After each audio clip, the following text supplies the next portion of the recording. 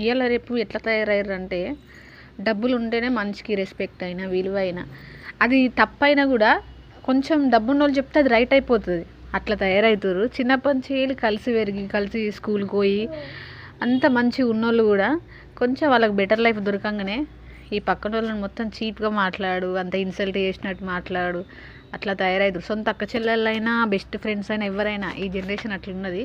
Generation అనే కాదు, ఇది మొత్తం అంతే. ఇక అసలు తలుసుకుంటే కూడా చిరాకులేస్తుంది. ఇంతకీ టాపిక్ ఎందుకు వచ్చిందంటే, ఎందుకో సడన్గా అట్లా గుర్తుకొచ్చింది నాకు.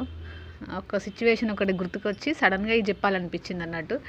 ఇంతకీ నేను ఏం చేస్తున్నా తెలుసా, మిల్క్ మేడ్ ఉండే ఇంట్లో జామ్ అయిపోయిందని చెప్పేసి కొంచెం బ్రెడ్ని హీట్ చేసి దాంట్లో మిల్క్ మేడ్ పెట్టి బబ్బుగానికి ఇచ్చేసిన.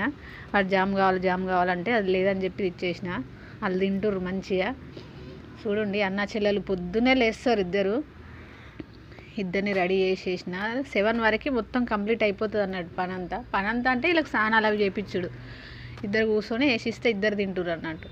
ఈ వాన అయితే నైట్ నుండి పడుతూనే ఉందండి, ఫుల్ పడుతుంది. పాపం పిల్లలు ఎట్లా స్కూల్కి పోతారేమో, చూస్తున్నారు కదా ఎట్లా పడుతుందో.